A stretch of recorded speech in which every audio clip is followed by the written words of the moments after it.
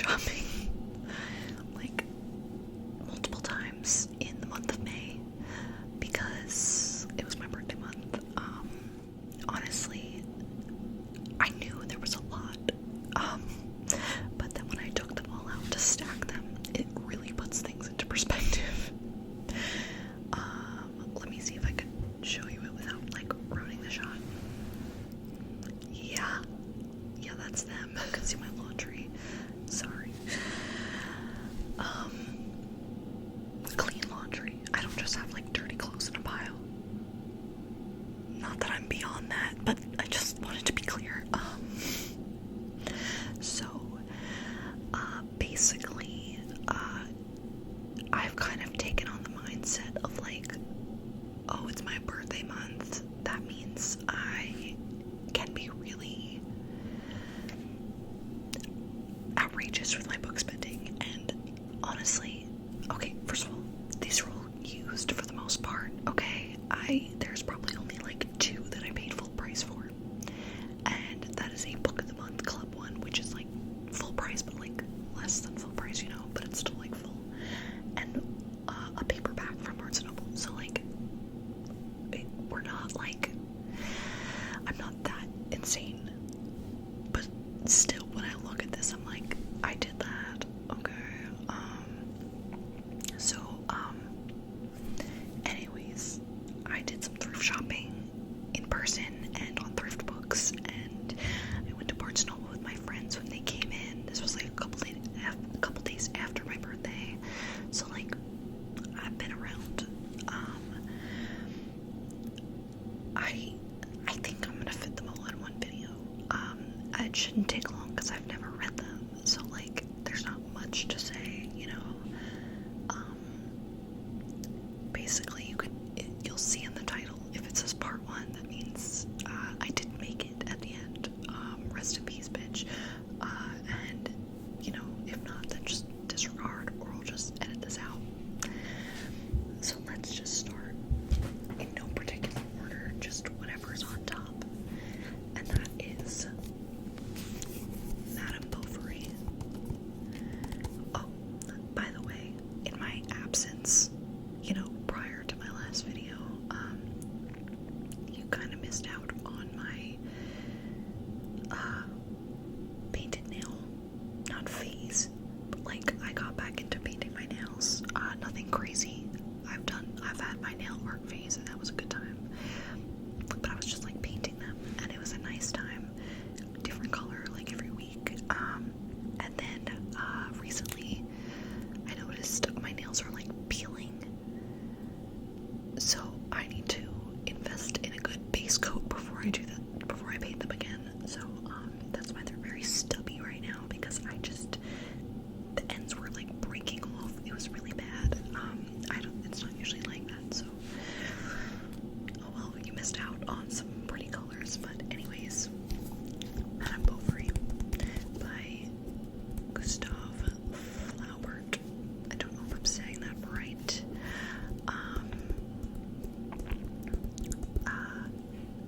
I've definitely been guilty of mispronouncing many names and even book titles in past videos, and then finding out afterwards. So the more you know. This is a classic. It is a Barnes & Noble exclusive edition.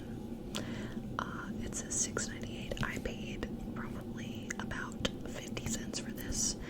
I'm pretty sure this was from one of my thrift store trips to probably one of my favorite thrift stores I've come across so far in my area.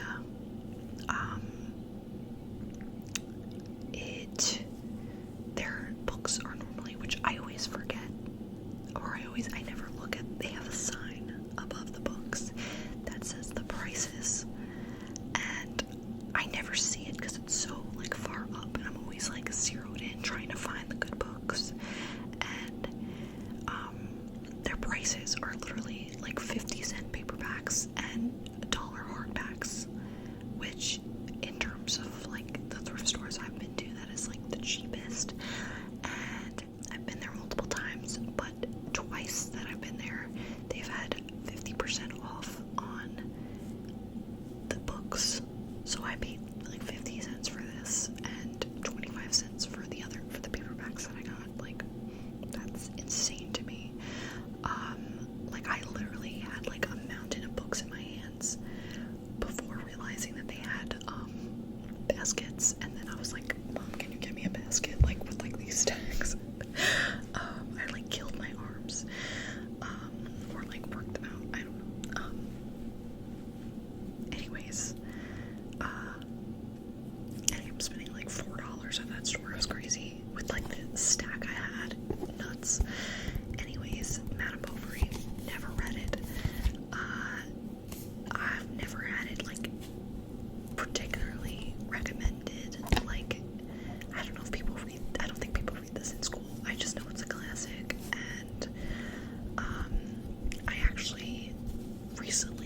like a few months ago, heard it mentioned on 8 Simple Rules. Anyone remember that show from the early 2000s? I used to be obsessed, and one of my favorite characters when I was a kid was Carrie, and she makes a lot of book references I noticed when I rewatched it a few months ago, and this was one of them. I think she called Bridget Madame Bovary, and Bridget was like, what the fuck does that mean? And I was like, what the fuck does that mean? And I found it, and I'm interested in reading it. That's not why I bought it, but I'll read you the description if you're not aware. Emma Bovary is one of the most compelling heroines in all of modern literature.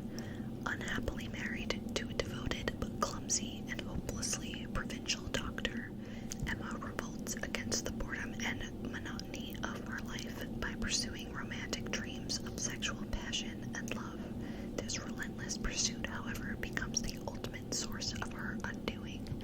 Enacted within the stifling atmosphere of bourgeois life in 19th century France, Madame Bovary is both an unsparing depiction of Emma's gradual corruption and a savage indictment of society's hypocrisy and insensitivity. Generally considered one of the best and most important novels ever written, Madame Bovary is both a masterpiece of realism and a revealing psychological study of a suffering and doomed spirit. And on the back, there's like a quote, which, by the way, I'm like vibing with this cover, like the trim around the edges and the painting on the cover, which I saw a second ago, is Charles Bogniet. I don't know how to say that. The Letter. The painting is called The Letter. And on the back it says, before marriage, she thought herself in love, but the happiness that should have followed this love not having come, she thought, have been mistaken, and Emma tried to find out what one meant exactly in life by the words felicity, passion, rapture, that had seemed to her so beautiful in books. I'm interested. You got me, Gustav. I'm interested. Okay, the next book. I probably should have ordered the stack of books of like where I got them from so that I'm not all over the place, but honestly, what is a video of mine if not all over the place, you know? So this was from Thrift Books. I bought it with a gift card I got for my birthday, and it's called Music from Another World by Robin Talley. And it came out in 2020, but it takes place in the 70s, and you can't really tell, I feel like, in this lighting, but the edges of the pages are like very much yellowed, and I feel like that adds to the vibe that this book takes place like years ago. Like, I don't know why they're so yellow. I don't think it like originally came like that, but I don't know if it's the vibes, you know. So I had this on my Thrift Books wish list as well as like my TBR on Goodreads, and I don't remember, like I'm pretty sure I know who I've heard it from, but I don't remember it happening. I think I heard it from Minx Laura 123. Love her. But I can't remember like if that's true or not, because I also watched a recent like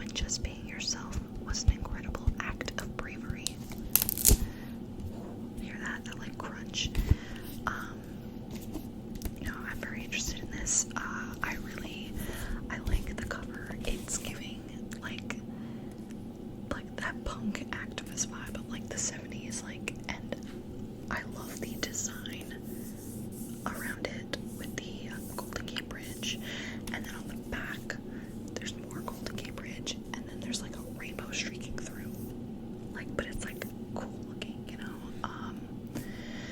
So yeah, I'm pretty pumped to read this. I might read it this month. Hopefully. I feel like every time I set a specific TBR for myself, it does not work out. So I'm gonna just like chill, and hopefully the vibes will be right. But I was hoping to read it soon. Yeah. Okay, the next book is Malibu Rising by Taylor Jenkins Reid. I love Taylor Jenkins Reid. I have read The Seven Husbands of Evelyn Hugo and Daisy Jones and the Six, and they've both become two of my all-time favorite books, like of all time. Now, I put off buying this because this just came out last year, and everyone knows brand new hardbacks are fucking expensive. Like this one, it says $28 on the inside, and I could never find like a really cheap version yet, so I just didn't get around to reading it.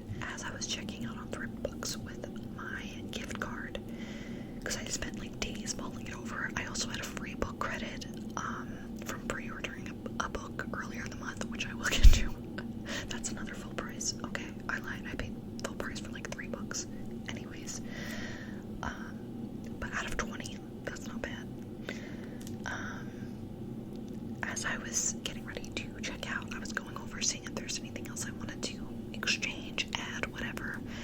And all of a sudden I think it was an email that was like, an item on your wish list is available. And this was $7.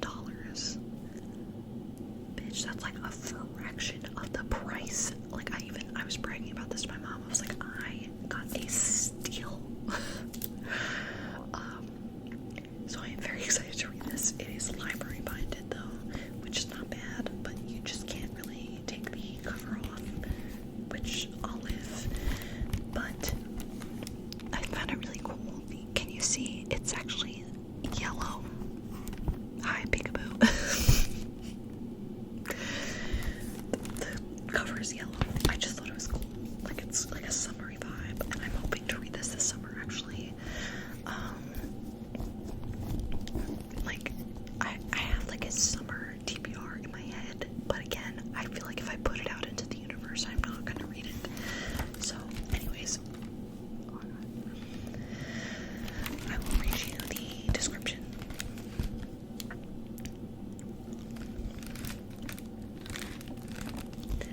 Malibu, August 1983. It's the day of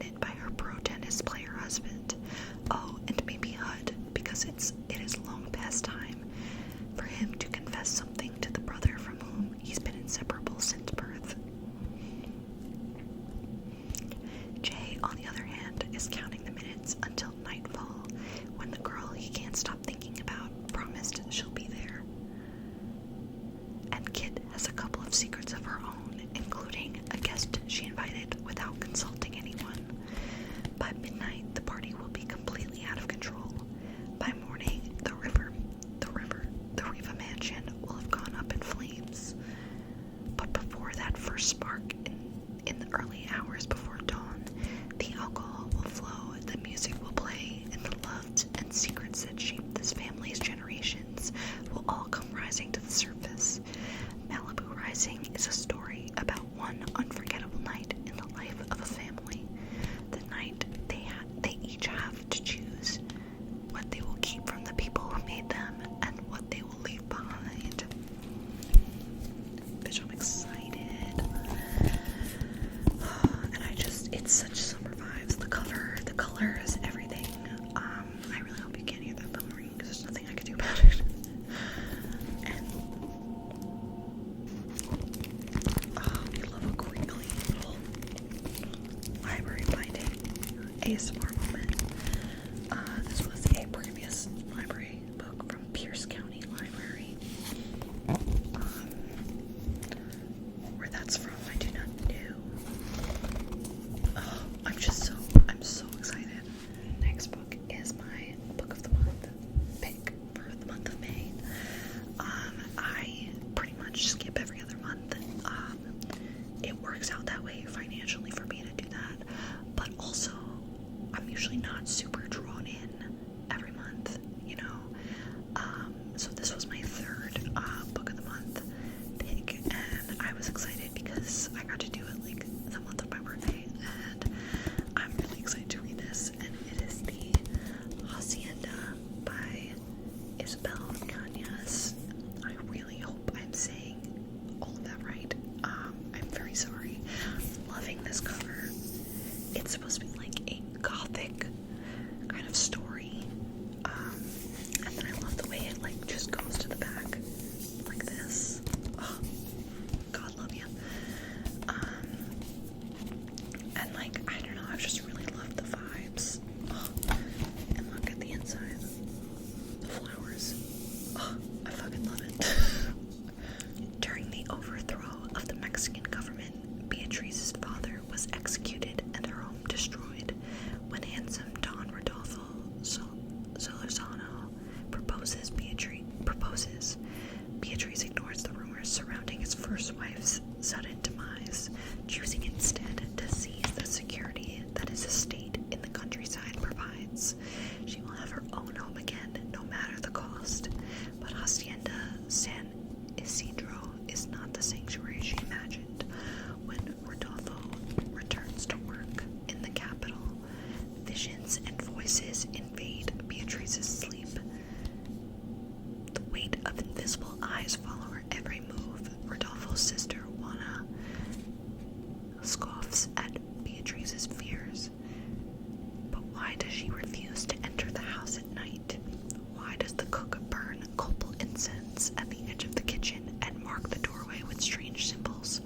What really happened to the first Doña Solorzano? Beatrice only knows two things for certain.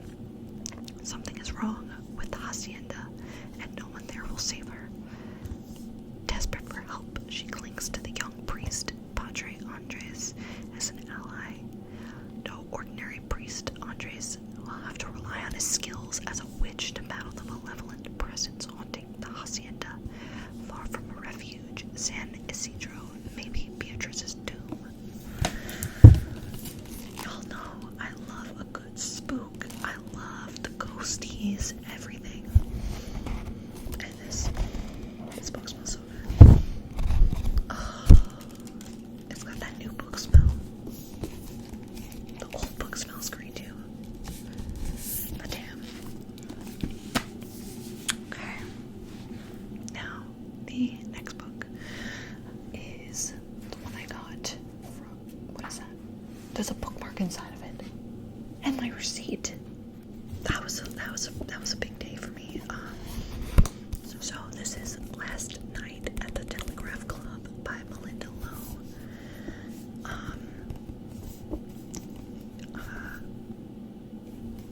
I got it at Barnes & Noble when my friends came to visit.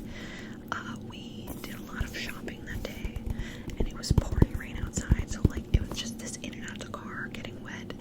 And honestly, I'm not surprised that I didn't realize that my receipt is inside the book as as well as this bookmark, which like is really just an ad. It says the Barnes & Noble MasterCard for book lovers. Get approved and earn $25 Barnes & Noble gift cards after your first purchase. Earn 5% back on all Barnes & Noble purchases. Earn 2x points at restaurants. Earn 1x points on all other purchases. Blah blah blah blah blah. Not sponsored by Barnes & Noble because I didn't even know this was in there. How did I miss that? There was a lot going on. This was like the last stop of the day for cake with my family, and this was the store that my friend almost lost her wallet in. It was a lot. But anyways, this was something I had on my radar for a while. I even made a list, even though I knew I was only gonna buy like one book from Barnes & Noble, because like full price, hello, or two if I could find a buy one get one 50% off sticker on 2 books that I wanted. I only saw one that I wanted like desperately, so I did not do it. So I got this one instead, and this was like on my list of books that like if I have the option, if I see it at Barnes & Noble, then I would probably pick it up. I'm gonna read you the description really quick.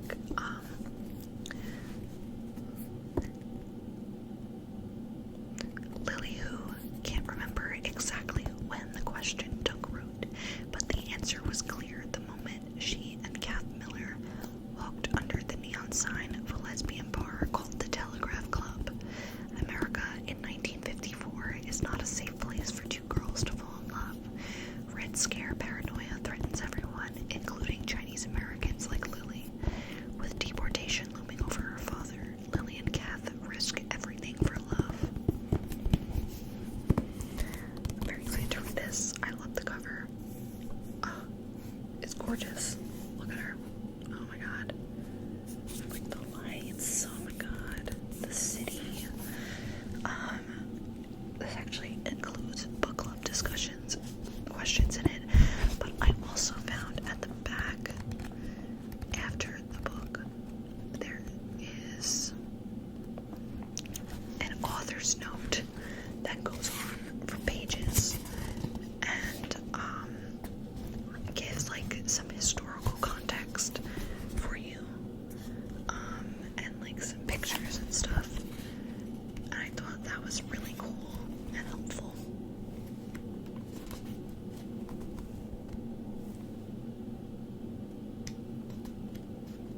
And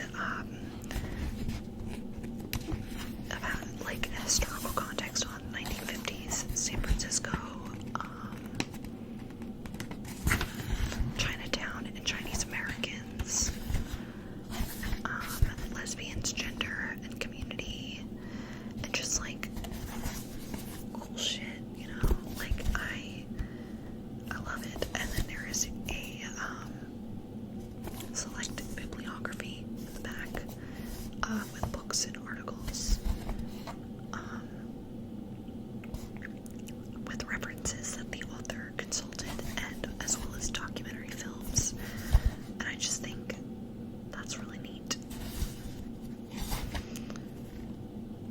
Oh, there's a companion novel, A Scatter of Light. Set in 2013, during the summer, the United States Supreme Court began dismantling the laws that restricted same-sex marriage. Arya Tang West's coming-of-age story is definitely intertwined with the poignant note of closure for Lily and Kath from last night at the Telegraph Club. Bitch. I need it. Even though I haven't read this yet, and I'm not even like attached to these characters yet. Oh my god, excited. Very excited to read. Wow,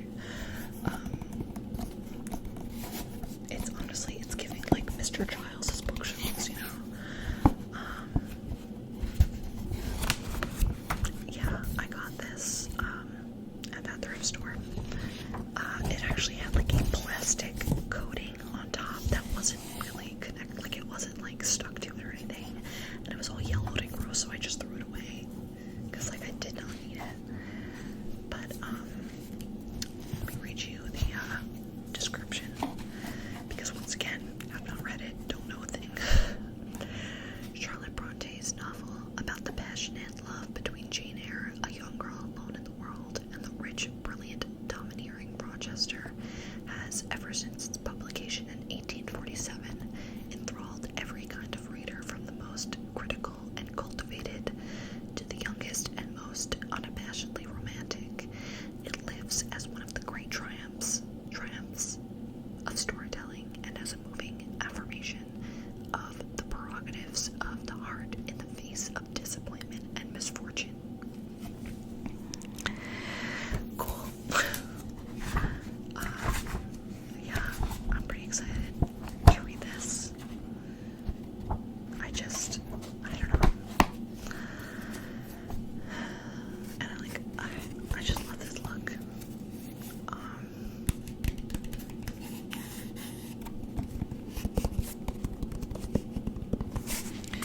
Okay. Next books. Okay, I've got a couple that kind of go in with like the same section. I think these are. No, they're not. Oh god, I thought they were the rest of the books that I got that day. They're not. So I got Pride and Prejudice by Jane Austen, which I listened to the audiobook back in January, I believe, of this year. And I saw this at the store. And I was like, should I get it? I've already read it. Like, do I need to purchase this now? Because I don't know if I've said already. I very much want one day that edition that has like all the letters inside. Like, so every time there's a letter in the book, you can physically pull out a letter that's like handwritten or supposed to be like handwritten by the characters. And like I thought about it for a while, and then I was there a while at the store, and then when I realized that the paperbacks were 50 cents and 50%, and I realized it was like a quarter, I was like, I'm getting it. It's a steal. Like, I will probably be rereading it. I will probably be rereading this at some point. I honestly might just leave that in because that was like ridiculous. Like, am I okay? The answer's no. So this is where it gets fun. I made a TikTok about this because like we love like a good theme. So I got Pride and Prejudice. Do I need to read the description of Pride and Prejudice? I'm gonna do it anyway.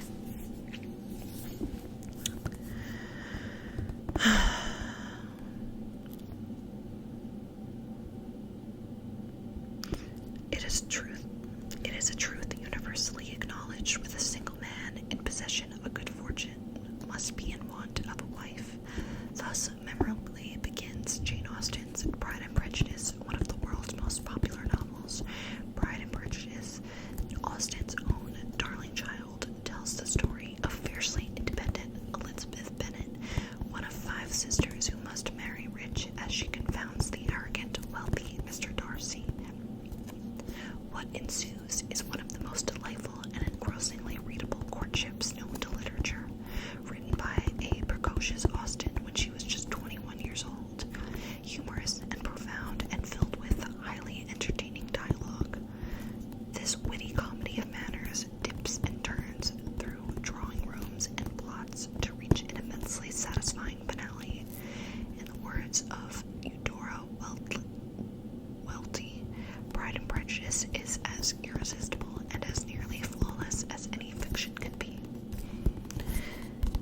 I did really enjoy it, and I also really enjoyed I don't know if I talked about it, probably did, honestly.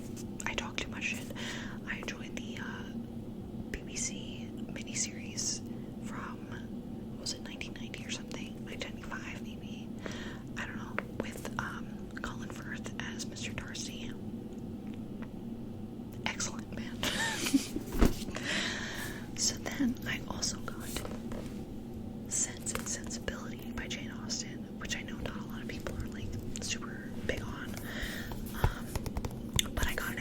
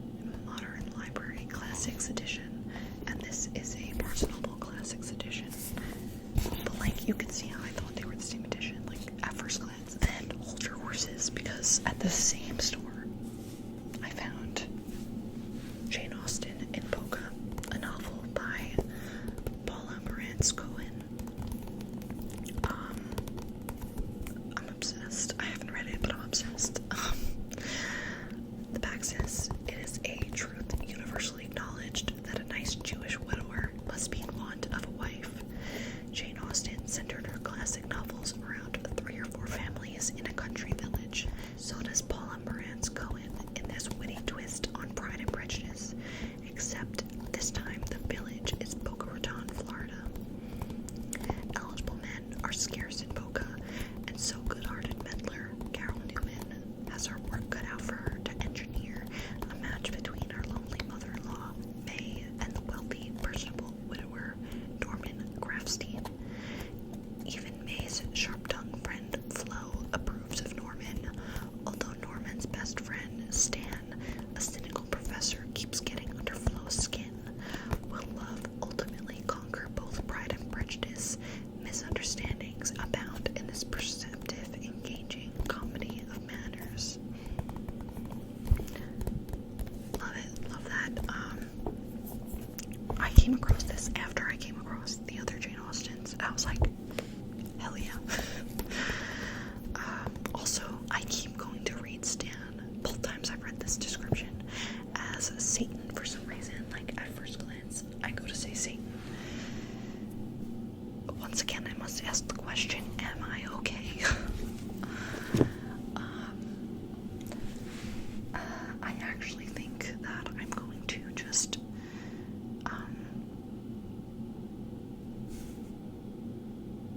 have one more and then end it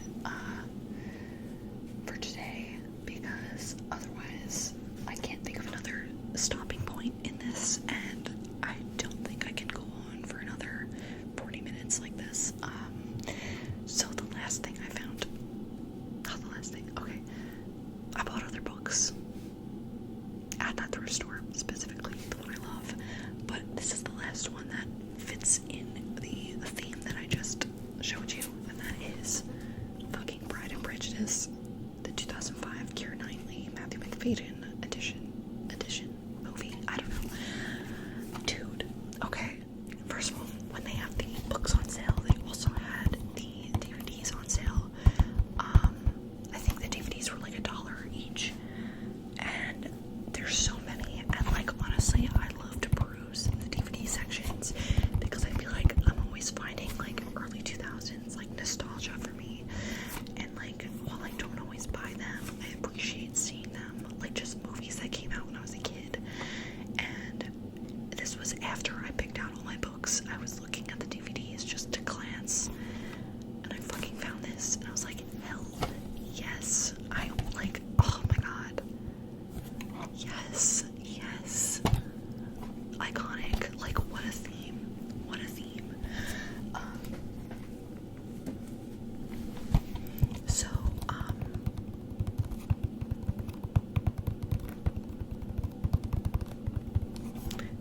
yeah, I got the DVD. I think I'm the only person that still watches DVDs, but you know, I actually watched this in my senior year of high school in my English class. The teacher that like, she understood that we were seniors and didn't really want to like do shit, so like she would like find replacements for classic books to keep us engaged, and we watched the DVD of Pride and Prejudice instead of reading it, which I enjoyed. I remember thinking that in this, Keira Knightley looked like, what's her name? Rose from Rose and Rosie on YouTube, and I remember texting my friend in class, like, honestly, like, they have like the same facial expressions, I feel like, too. And I'm pretty sure this is the one portrayal of Pride and Prejudice that does not use any makeup apart from like a little bit of concealer to like cover a blemish or something. But I heard that they like would like pinch their cheeks to make them look rosy.